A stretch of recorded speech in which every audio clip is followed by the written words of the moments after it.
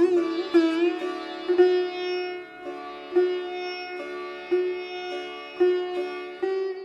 श्रीराम. रामो राजमणि सदा विजयते, रामं रमेशं भजे. रामेणाभिहता निशाचरचमू, रामाय तस्मै नमः. रामान्नास्ति परायणं परतरं, रामस्य दासोऽस्म्यहम्. रामे चित्तलयः सदा भवतु मे, भो राम माम् उद्धर. मनोजवं मारुततुल्यवेगं, जितेन्द्रियं बुद्धिमतां वरिष्ठं, वातात्मजं वानरयूथमुख्यं, श्रीरामदूतं शरणं प्रपद्ये. शुकासारिखे पूर्णवैराग्यजाचे, वसिष्ठापरी ज्ञानयोगेश्वराचे. कवी वाल्मिका सारिखा मान्य ऐसा, नमस्कार माझा सद्गुरु रामदासा. महारुद्रजे मारुती रामदास, कली माजिते जाहले रामदास. जना उद्धराया पुन्हा प्राप्त होती, नमस्कार त्या ब्रह्मचैतन्य मूर्ती. सद्गुरुनाथ महाराज की जय. जय जय रघुवीर समर्थ. श्रीराम समर्थ. जय श्रीराम. सगळ्यांना माझा नमस्कार. आपण रामदास स्वामींनी जे मनाचे श्लोक रचलेले आहेत त्यावर निरूपण सेवा घडत आहे त्यांच्या कृपेने. आपण दर रविवारी एक श्लोक अभ्यासाला घेतो. त्या श्लोकामध्ये समर्थांना आपल्याला काय सांगायचं आहे ते आपण पाहतो. त्यांना काय उपदेश करायचा आहे आपल्याला त्याचा आपण अभ्यास करतो. आज 43वा श्लोक आहे. तो श्लोक पहिल्यांदा काय आहे हे आपण बघूया आणि मग आपण त्याचा अर्थ बघूया. मना सज्जना एक जीवी धरावे, जनी आपुले हित तुवा करावे. रघुनायका वीण बोलो नको हो, सदा मानसी तो निज ध्यास राहो. जय जय रघुवीर समर्थ. श्रीराम समर्थ. समर्थ माऊली काय सांगते या श्लोकामध्ये की मना सज्जना एक जीवी धरावे. जीवी म्हणजे मनात, हृदयात, अंतःकरणात, अंतरात, अंतरंगात. धरावे म्हणजे एखादी गोष्ट दृढ धरून ठेवणं, एखादी भावना मनामध्ये घट्ट बाळगणं, त्याला धरावे असं म्हटलंय समर्थांनी. मना सज्जना एक जीवी धरावे, जनी आपुले हित तुवा करावे. जनी म्हणजे जनात, लोकात, व्यवहारामध्ये वागत असताना, रोजचं आयुष्य जगत असताना. हित म्हणजे कल्याण, उन्नती. साधनेच्या पार्श्वभूमीवर बघितलं तर पारमार्थिक उन्नती, पारमार्थिक प्रगती, त्याला हित असं म्हटलेलं आहे. तुवा म्हणजे तू, मनाला उद्देशू नये. रघुनायका वीण बोलो नको हो. वीण म्हणजे शिवाय, वाचून, म्हणजे एका भगवंता वाचून तू काहीही बोलू नकोस. सदा मानसी तो निजध्यास राहो. सदा म्हणजे सदैव, मानसी म्हणजे पुन्हा अंतरंगात, मनात, अंतःकरणात, चित्तात. काय राहो तर निजध्यास राहो. निज म्हणजे स्वतःच्या, वैयक्तिक. ध्यास म्हणजे काय तर अनुसंधान. म्हणजे आपण व्यवहारामध्ये जसं एखाद्या गोष्टीचा आपल्याला ध्यास लागतो की एखादी गोष्ट आपल्याला मिळवायची आहे, एखादी गोष्ट आपल्याला प्राप्त करून घ्यायची, तर जसं व्यवहारामध्ये आपल्याला एखाद्या गोष्टीचा ध्यास लागून त्याप्रमाणे आपण कष्ट करतो, प्रयत्न करतो, तसं समर्थांना आपल्याकडनं हे अपेक्षित आहे की तुम्हाला परमेश्वर प्राप्तीचा ध्यास लागला पाहिजे. म्हणजे एका परमेश्वरा वाचून तुम्हाला कशाची आठवण येऊ नये, स्मरण होऊ नये. जर स्मरण व्हायचंच असेल, तर ते एका भगवंताचंच व्हावं. म्हणजे भगवंताची सतत आपल्याला आठवण राहावी. त्याचा एक प्रकारे ध्यास लागावा. त्याच्याशिवाय दुसरं काही आपल्याला सुचूच नये. हा उपदेश समर्थाने आपल्याला या श्लोकामध्ये केलाय. म्हणजे आपण हे मागेही बघितलं, की 38व्या श्लोकापासून 42व्या श्लोकापर्यंत समर्थांनी प्रत्येक वेळेला 4थ्या चरणामध्ये आपल्याला काय सांगितलं, की "मना सज्जना राघवी वस्ती कीजे." म्हणजे हे मना तू भगवंतापाशी निवास कर. पण भगवंतापाशी जर निवास करायचा असेल, तर आपली मनोभूमिका कशी हवी आणि आपण काय करायला पाहिजे, ते समर्थ या श्लोकामध्ये सांगतायत. म्हणजे पहिल्या चरणामध्ये समर्थ माऊली काय सांगते, की "मना सज्जना एकच जीवी धरावे." म्हणजे हे सज्जन म्हणा, तू एक गोष्ट आपल्या हृदयामध्ये, अंतरंगामध्ये, अंतःकरणामध्ये घट्ट धरून ठेव, दृढ ठेव. "जनी आपुले हित तुवा करावे." म्हणजे ती गोष्ट मनामध्ये पक्की ठेवून तू व्यवहार करत असताना, जनामध्ये, लोकांमध्ये वावरत असताना, तू तुझं रोजचं आयुष्य जगत असताना, तू तुझं कल्याण करून घे. तू तुझी पारमार्थिक प्रगती किंवा उन्नती करून घे. अतिशय चांगल्या पद्धतीने तू साधनेमध्ये पुढे जा. मग हे जर करायचं असेल, हे प्राप्त व्हावं, अशी परिस्थिती आपल्याला प्राप्त व्हावी, म्हणून काय करायला पाहिजे, ते समर्थांनी 3ऱ्या चरणामध्ये सांगितलेलं आहे आणि 4थ्या चरणामध्ये. म्हणजे समर्थ माऊली 3ऱ्या चरणामध्ये काय सांगते, की "रघुनायका विण बोलो नको हो." म्हणजे एका भगवंता वाचून, एका परमेश्वरा वाचून तू काहीही बोलू नकोस. तू मौन बाळग. आणि सदा मानसी तो निजध्यास राहो. तुझ्या मनामध्ये, तुझ्या अंतरंगामध्ये, तुझ्या चित्तामध्ये, तुझ्या अंतःकरणामध्ये प्रत्येक वेळेला सदैव, सदा म्हणजे सदैव भगवंताचं अनुसंधान राहो. भगवंताची आठवण राहो. भगवंताचं स्मरण तुला राहो. असा एकही क्षण येऊ नये, की भगवंत आणि भगवंत स्वरूप असलेले सद्गुरूंचं आपल्याला विस्मरण झालंय. असा एकही क्षण आपल्या आयुष्यामध्ये येऊ नये. त्याला ध्यास असं म्हणतात, की आपल्याला ध्यास कशाचा लागला पाहिजे? तर परमेश्वर प्राप्तीचा. सद्गुरूंच्या कृपेचा. परमेश्वर प्राप्ती म्हणजे काय? तर परमेश्वर हा मूलतः आनंदमय असल्यामुळे त्याच्याकडून येणारा थेट आनंद आणि समाधान आपल्याला मिळावं, म्हणजे ती परमेश्वर प्राप्ती आहे. आणि सद्गुरूंची कृपा कधी होणार आपल्यावर? तर सद्गुरूंनी आपल्याला जे साधन करायला सांगितलेलं आहे, ते साधन जर आपण अतिशय प्रामाणिकपणे, न कंटाळता, न चुकता जर व्यवस्थित केलं, तर सद्गुरूंची कृपा होते. आणि सद्गुरूंची जेव्हा कृपा होते, तेव्हा ती परमेश्वरीय कृपा असते. कारण सद्गुरू आणि परमेश्वर हे भिन्न नाहीत. सद्गुरू हे परमेश्वर स्वरूपच बनलेले असतात. आणि समर्थ माऊली आपल्याला हेच 4थ्या चरणामध्ये सांगते, की "सदा मानसी तो निजध्यास राहो." अतिशय महत्त्वाचं समर्थाने आपल्याला एक साधक म्हणून किंवा उपासना मार्गावर आपण वाटचाल करत असताना एका भक्ताची भूमिका कशी असायला हवी, की त्याला भगवंताचा सदैव ध्यास असला पाहिजे. पण दुर्दैवाने आज आपलं काय झालंय, की आपल्याला प्रपंचाचा ध्यास आहे. आपला प्रपंच नीट व्हावा, हे आपल्या डोक्यामध्ये असतं सदैव. कुठलीही प्रापंचिक अडचण आली, तर आपण अस्थिर बनतो, अस्वस्थ होतो. आपण त्याच्यावर काम करतो, त्याचा प्रयत्न करतो आपण त्या अडचणीतनं बाहेर येण्यासाठी. पण प्रपंचाचं स्वरूप हे असं आहे, की तो मुळातच दुःखमय आहे. तो मुळातच अपुरा आहे. तो मुळातच अपूर्ण आहे. त्यामुळे आपण अपूर्ण अशा प्रपंचाकडून पूर्ण आनंद आणि समाधान मिळवण्याचा प्रयत्न करतो, इथे आपलं चुकतं. म्हणजे ध्यास आपल्याला जो भगवंताचा लागायला हवा. भगवंताचा म्हणजे कोणाचा? तर आपल्या हृदयामध्ये जी चैतन्य शक्ती वास करून आहे. ती चैतन्य शक्ती आपल्याला तिच्या पूर्ण कलेनी प्राप्त व्हावी. तिचं स्फुरण व्हावं. ती आपल्यामध्ये प्रकट व्हावी. आपल्याला भगवंताचं अस्तित्व सगळीकडे जाणवावं. ह्याला ध्यास म्हणतात. तो ध्यास आपल्याला लागला पाहिजे.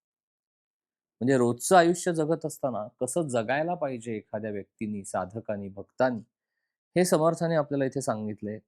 म्हणजे 2ऱ्या चरणामध्ये जेव्हा समर्थ माऊली आपल्याला सांगते, की "जनी आपुले हित तुवा करावे." म्हणजे हे जीवा, हे मना, तू तुझं कल्याण करून घे. तू आज जन्माला आलायस. तुझा जन्माला येण्यामागचा तुझा काय हे आहे, भाव काय? का तू जन्माला आलास? प्रयोजन काय? तर प्रयोजन हेच आहे, की प्रत्येक जन्माला आलेल्या जीवाला परमेश्वर प्राप्ती व्हावी, हे जन्माला येण्यामागचं प्रमुख प्रयोजन आहे. कारण आपण परमेश्वरापासून विलग होऊन आलेलो आहोत. आपल्याला पुन्हा परमेश्वराकडे जायचंय. त्यामुळे जो प्रपंच आपण करतोय, जो संसार करतोय, तो आसक्तीरहित आपल्याला करायचा आहे. आपण कर्तव्य सगळी करायची आहेत, पण आपण त्याच्यामध्ये मनाने गुंतायचं नाहीये. तरच आपल्याला उलटं परत भगवंताकडे जाता येईल आणि त्याच्यासाठी आपल्याला तो ध्यास लागला पाहिजे. म्हणजे भगवंत जर गाठायचा असेल, म्हणजे जसं "मना सज्जना राघवी वस्ती कीजे" म्हणजे भगवंताच्या जवळ आपल्याला वास करायचा असेल, तर काय करायला पाहिजे? तर एक म्हणजे "रघुनायका विण बोलो नको हो." तिसऱ्या चरणात स्पष्ट सांगितलेलं आहे, की तू एका भगवंता वाचून दुसरं काहीही बोलू नकोस. आपली वाणी, जिव्हा, वाचा ही सगळी आपण भगवंताला व्हावी. व्यवहारामध्ये जगत असताना हे कसं काय साधेल हा प्रश्न आपल्याला एक सामान्य माणूस म्हणून पडतो, की मौन बाळगून दिवसभर कसं काय राहणार? कारण आपण कामाच्या ठिकाणी गेलो, उद्योगधंद्याच्या ठिकाणी गेलो, की आपला दिवसभर अनेकांशी संबंध येणार. आपल्याला प्रत्येकाशी काही ना काहीतरी बोलावं लागणार. वास्तविक पाहता बोलल्याशिवाय आपल्याला चैनच पडत नाही. घरी घरी सुद्धा आपण एकमेकांशी बोलत असतो. बाहेर पडलो घरातनं तरीही आपण एकमेकांशी बोलत असतो. म्हणजे बोलल्याशिवाय आपल्याला चैन पडत नाही, ही जर आपली आजची अवस्था असेल, तर समर्थ जे आपल्याला सांगतायत, की "रघुनायकाविण बोलू नको हो." एका भगवंता वाचून तू काहीही बोलू नकोस. हे साधायचं कसं? मग महाराज काय सांगतात आपल्याला, की साधकाने जरुरीपुरतंच बोलावं. म्हणजे प्रत्येक गोष्ट बोलायला सुरुवात करायच्या आधी आपण क्षणभर विचार करावा, की मी हे जे आता काही बोलणार आहे, ते बोलणं खरंच जरुरीचं आहे का? जर आपण अशा पद्धतीने थोडंसं स्वतःला तयार केलं, की बाबा कारण परमार्थ किंवा अध्यात्म हा स्वतःने स्वतःशी केलेला अभ्यास आहे. आपण आपल्याला पुढे-पुढे नेत राहायचंय. इथे कुठेही तुलना नाहीये. इथे कुठेही आपल्याला कुठली परीक्षा पण जाऊन द्यायची नाहीये. ती परीक्षा फक्त आपली आपल्यापुरतीच आहे आणि सद्गुरू तत्व आपल्याला पाहतंय. ही जाणीव मनामध्ये अतिशय दृढ पाहिजे. जी जाणीव आपण विसरतो. आपल्या स्मरणातनंही निघून जातं, की आपण दिवसभर वागत असताना किंवा बोलत असताना महाराज ऐकतायत किंवा सद्गुरू तत्व आपल्याकडे पाहतंय, ही जाणीव पूर्णपणे आपली लोप पावलेली असते. म्हणून तर आपण वाटेल ते बोलतो किंवा वाटेल तसं वागतो. जर खरंच महाराज समोर असतील देहामध्ये, तर आपण बोलू का तसं? किंवा तसं वागू का? तर नाही वागणार. पण आज जेव्हा सद्गुरू तत्व देहाने आपल्यासमोर नाही, परमेश्वरीय तत्व सगुण रूपाने आपल्यासमोर नाही, तर तेव्हा आपल्या मनाची भूमिका कशी पाहिजे? ते समर्थ माऊली आपल्याला सांगते, की "रघुनायकाविण बोलू नको हो." तू काही बोलू नकोस. एका भगवंताच्या शिवाय, एका भगवंता वाचून तू काहीही बोलू नकोस. म्हणजेच थोडक्यात काय, की जेवढं गरजेचं आहे तेवढंच बोल. जे गरजेचं नाही, ते तू बोलू नकोस. मग जर आपण अशा पद्धतीने राहिलो थोडंसं मौनातच, तर आपला तो जो वेळ आहे, जो आज वाया जातो, दिवसभर आपण लोकांशी बोलत असतो. तर आपला तो वेळ खरं तर सत्कारणी लागत नाही आणि बोलून फार काही मोठं होतं असंही नाही. शेवटी प्रत्येकाला त्याच्या त्याच्या प्रारब्ध योगानुसार गोष्टी ह्या सहन कराव्या लागतात, भोग भोगावे लागतात. चांगलं काही त्याच्या आयुष्यात घडणार असेल, तेही त्याच्या वाट्याला येतं. सगळ्या काही गोष्टी आहेत. मग महाराज म्हणतात तसं, की जरुरीपुरतं बोला. प्रत्येक गोष्ट बोलायच्या आधी क्षणभर विचार करा, की मी हे जे काही बोलणार आहे, ते खरंच जरुरीचं आहे. कारण आपण बोलत राहतो, त्यातनं अनेक विषय निघत राहतात. आणि अनेकदा असं होतं, की आपल्याला काही आवश्यकता नसताना आपण ते बोलतो.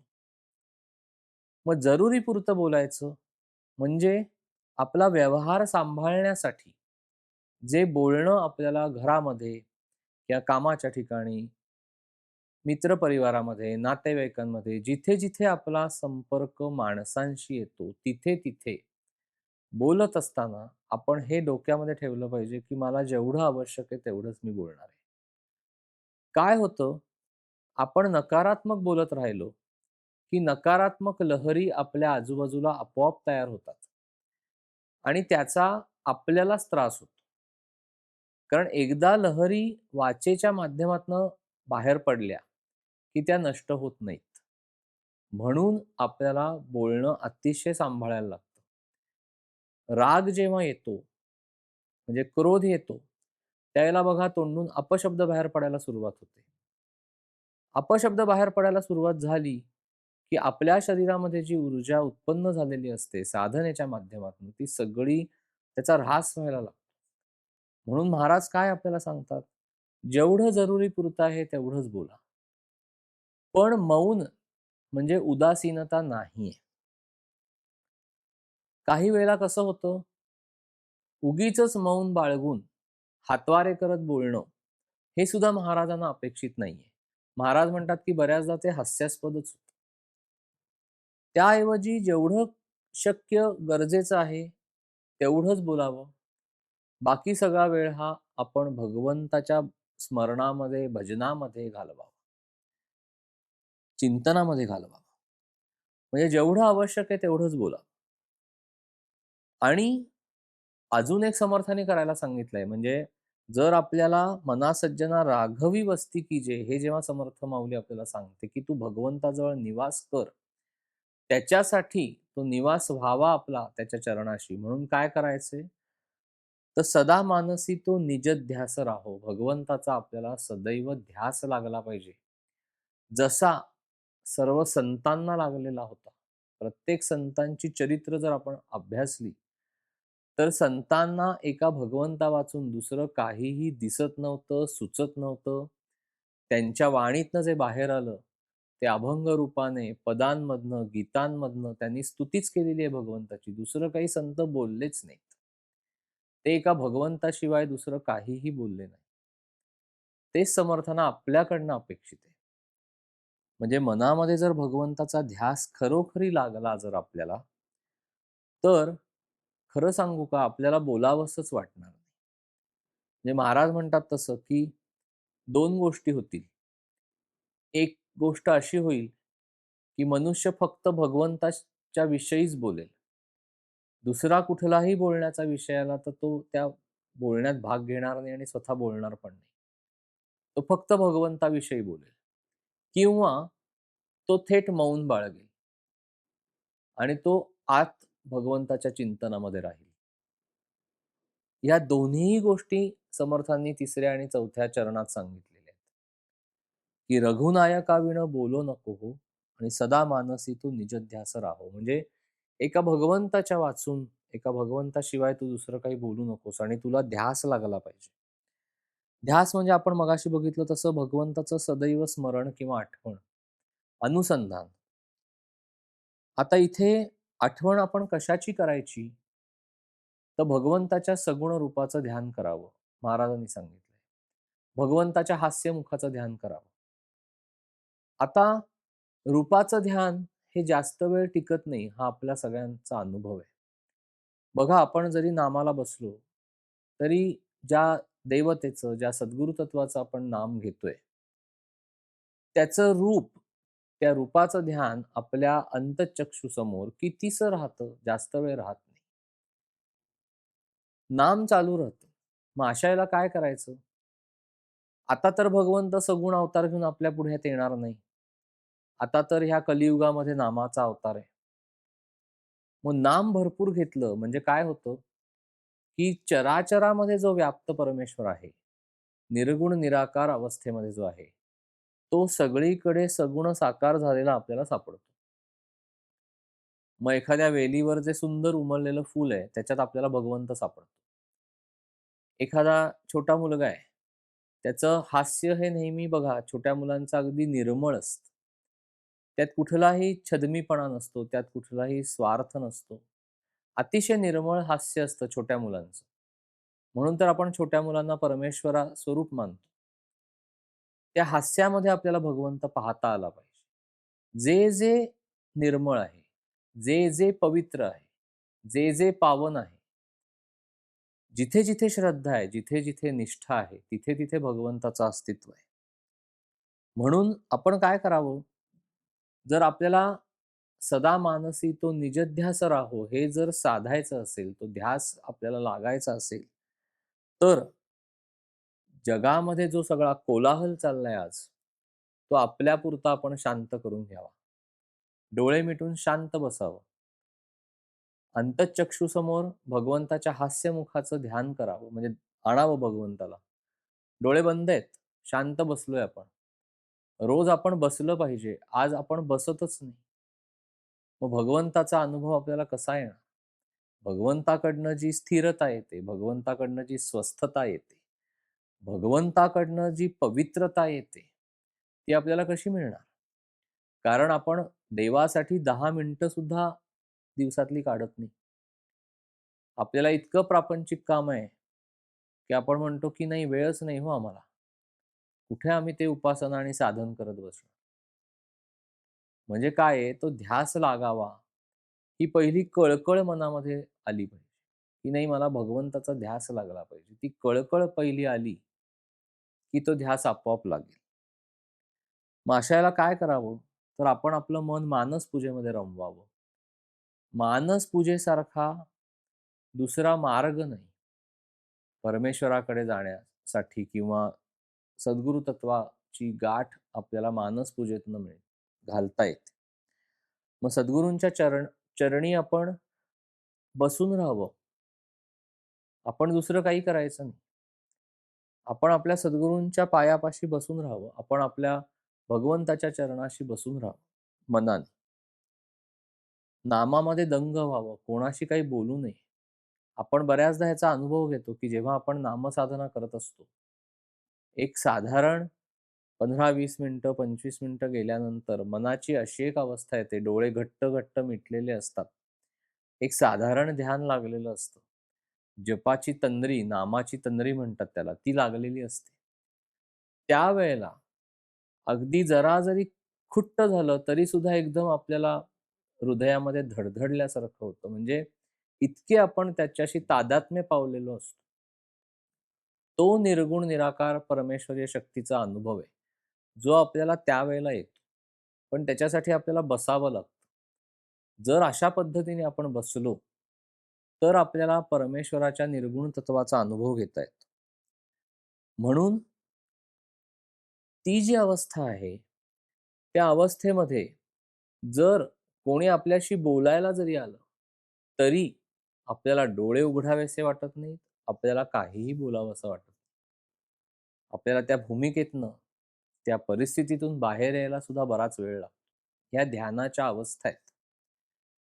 त्यामुळे जे समर्थानं आपल्याला सांगायचंय, की तुम्हाला भगवंताचा ध्यास अशा पद्धतीने लागला पाहिजे, की तुम्हाला एका भगवंताशिवाय काहीही दिसू नये, काहीही सुचू नये.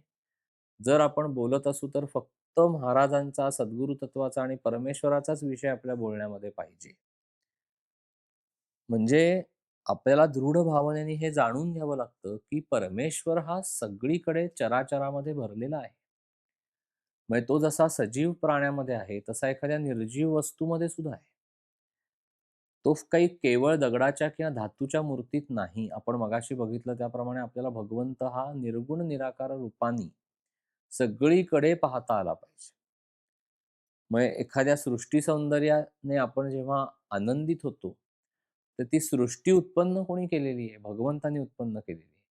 आणि भगवंताचं मूळ स्वरूप आनंदमय असल्यामुळे जेव्हा आपण सृष्टी सौंदर्याचा ते न्याहाळतो, त्यावेळेला आपल्याला एक स्वाभाविक आनंद होतो.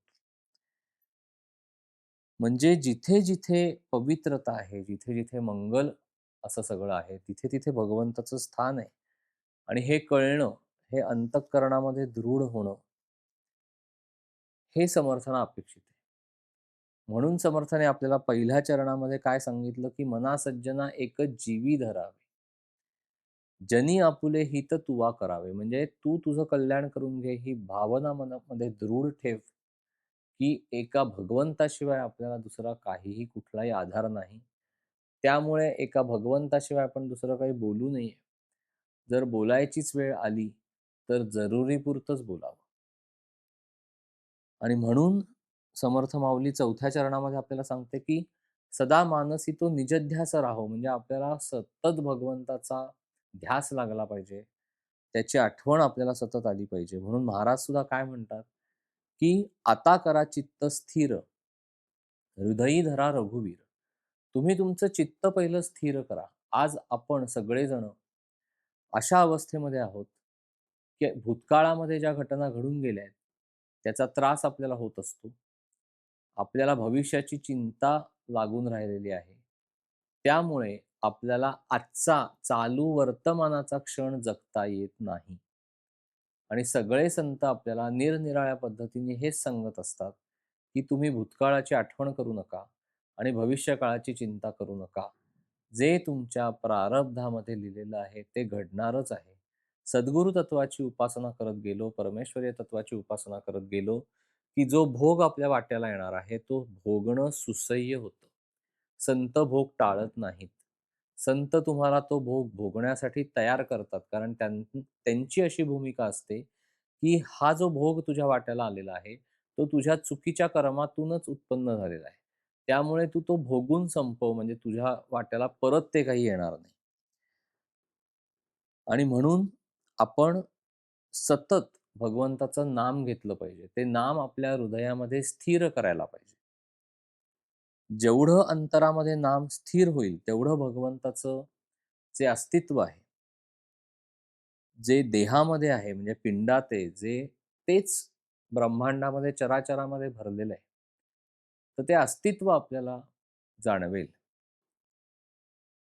म्हणजे समर्थ माऊली एका पदामध्ये इतकं छान सांगते,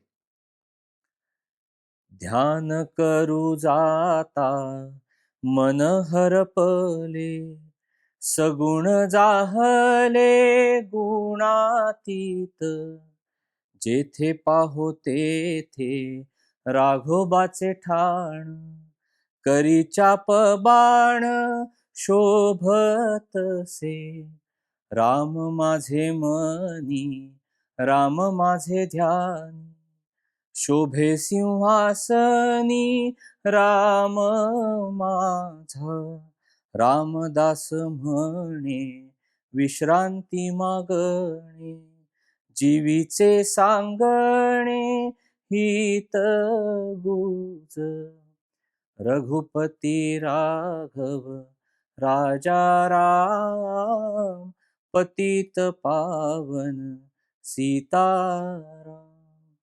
किती समर्थांनी आपल्याला सुंदर सांगितलं, की इतकं ध्यान आपल्याला भगवंताचं लागावं, की आपलं मन हरवून जावं त्याच्यामध्ये. जिथे पाहावं तिथे आपल्याला राम दिसावा, जो संतांना दिसला.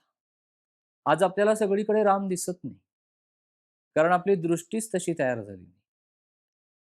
आपल्याला वाटतं तो मूर्तीतच आहे फक्त. तसं नाहीये. पाहावं तिथे निर्गुण रूपात आपल्याला परमेश्वर दिसला पाहिजे. तो प्रेमात खरं तर बसलेला आहे. पण आज आपल्या सगळ्यांचं मन द्वेषाने भरलंय, मत्सराने भरलेलं आहे, क्रोधाने भरलंय, विकाराने भरलंय. प्रेमाला जागाच उरली नाही. प्रेमात राम रमतो, प्रेमाला मोल ना जगा माझी. जर राम शोधायचा असेल, जर भगवंत शोधायचा असेल, तर तो फक्त निस्वार्थी प्रेमामध्ये आहे. पण आपण खरंच स्वार्थरहित प्रेम करतो का कोणावर? आपल्या मुलांवर सुद्धा आपण करत नाही. का करत नाही? कारण त्यांच्याकडनं अपेक्षा आहे आपल्याला. कोणाकडूनही. जिथे-जिथे अपेक्षा आहेत, तिथे-तिथे आपलं प्रेम निस्वार्थी नाहीये. उद्या त्या व्यक्तीने आपल्या अपेक्षा पूर्ण नाही केल्या, की प्रेमाची सगळी भावना उडून जाईल आणि आपण म्हणू, की "मी एवढं तुझ्यासाठी केलं, पण तू आज मला हे दिवस दाखवलेस." म्हणजे दुर्दैवाने आपलं प्रेम हे स्वार्थावर आधारित आहे. संतांनी जे सगळ्या जीवांवर प्रेम केलं ना, ते सगळं निस्वार्थी प्रेम आहे. कारण मुख्य त्यांनी भगवंतावर प्रेम केलं. आणि भगवंत स्वरूप सगळ्यांवरच प्रेम केलं.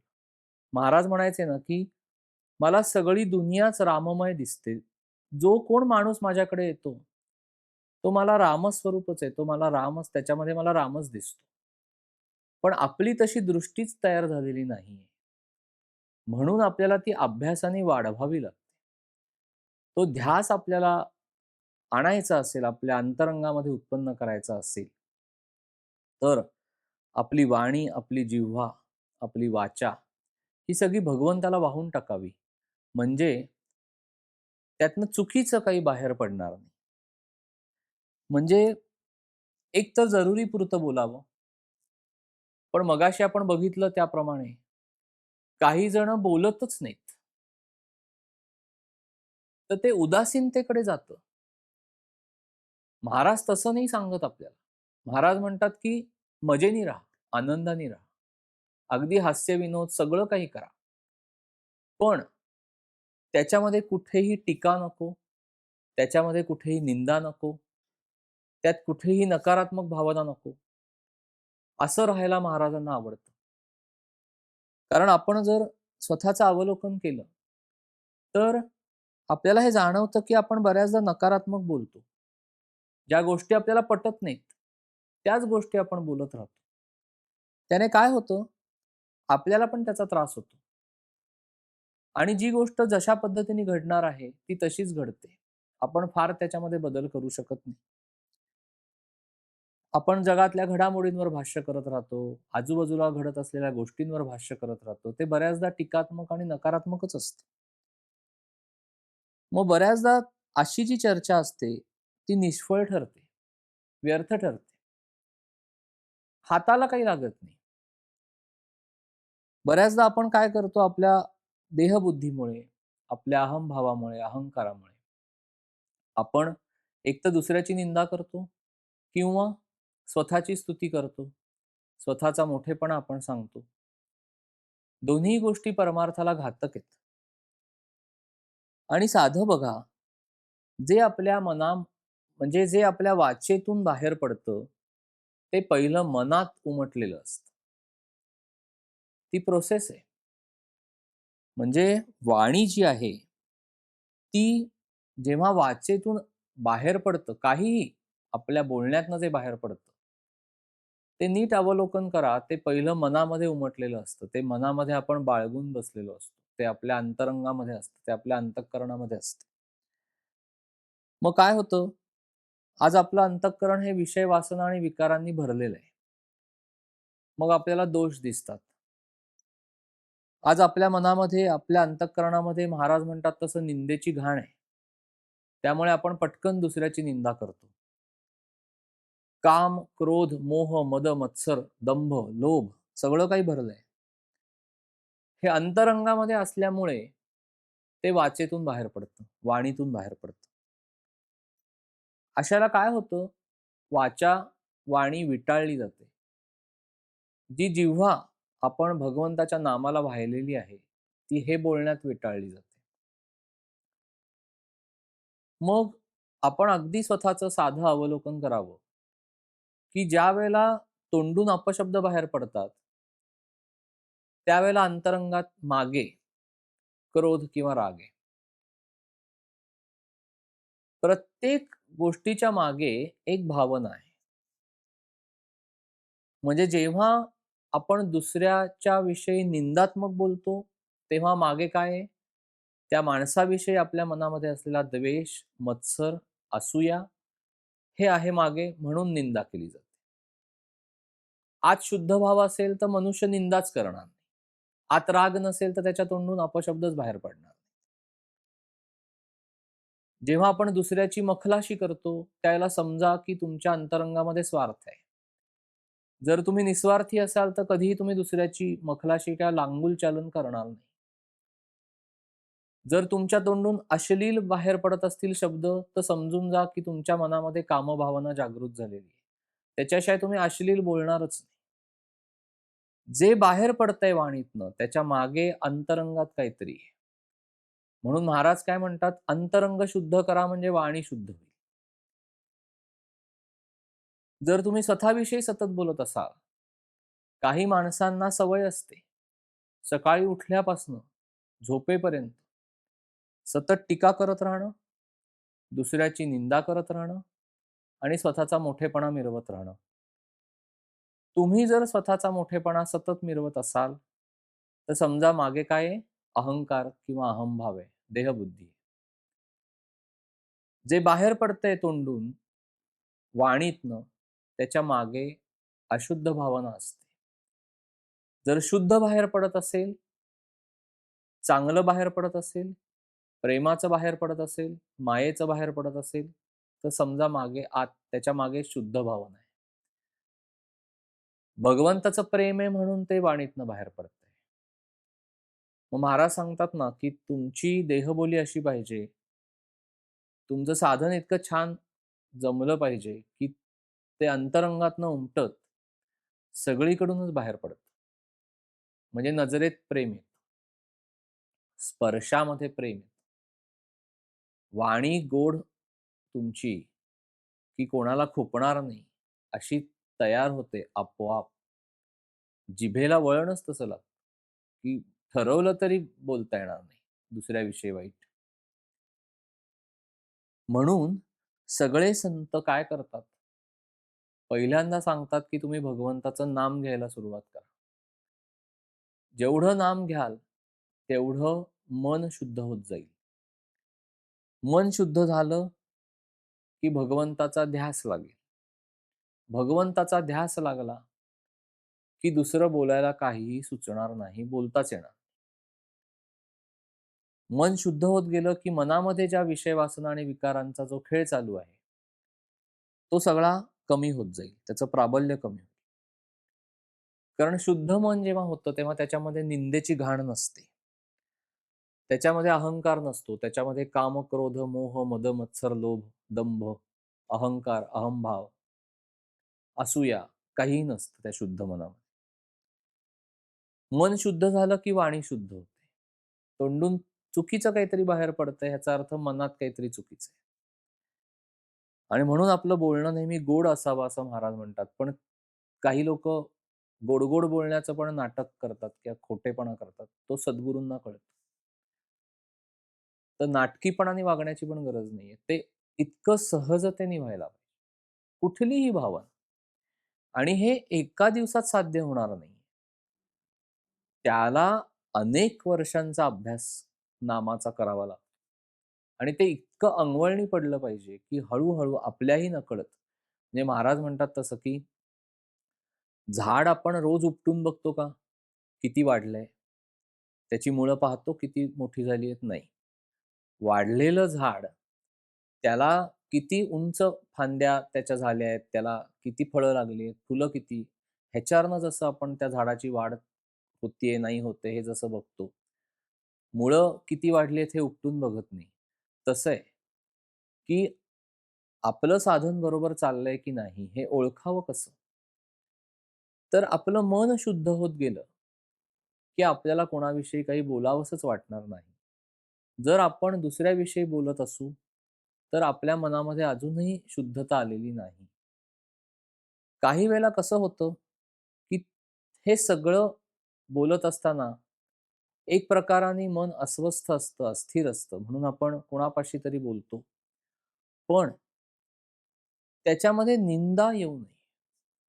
त्या व्यक्तीविषयी द्वेष मनामध्ये असू नये. एक अनुभव म्हणून आपण कोणालाही सांगावं. ते ठीक आहे. तो मानसोपचाराचाच एक प्रकाराने भाग आहे, की आपलं मन कोणापाशी तरी मोकळं करणं. पण त्याला निंदेचं स्वरूप येऊन देऊ नये आणि ते आपल्याच हातामध्ये असतं. एवढं सगळं आपल्याला सांभाळायला लागतं.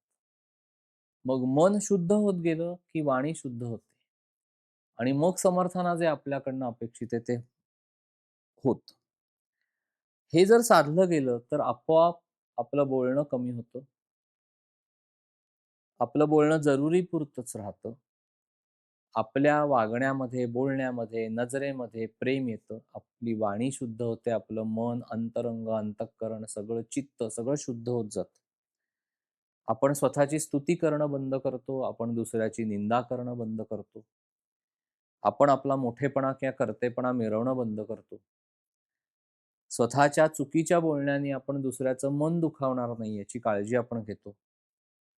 आणि जर बोलायचंच झालं, तर दुसऱ्याविषयी एक तर चांगलं बोलतो, भगवंताविषयी बोलतो, भगवंत स्वरूप असलेल्या सद्गुरूंविषयी बोलतो आणि त्यांच्याशिवाय आपण दुसरं काही बोलत नाही. बघा, जेव्हा साधक खरा असेल, तर तो भगवंताविषयी किंवा सद्गुरूंविषयीच बोलेल, तो दुसरं काही बोलणार नाही. आणि तो सतत भगवंताच्या अनुसंधानामध्ये म्हणजे ध्यासामध्ये राहील. आणि हेच सांगताना समर्थ माऊली या श्लोकामध्ये म्हणते, की "मना सज्जना एक जीवी धरावे, जनी आपुले हित तुवा करावे. रघुनायका विण बोलू नको हो, सदा मानसी तो निज ध्यास राहो." जय जय रघुवीर समर्थ.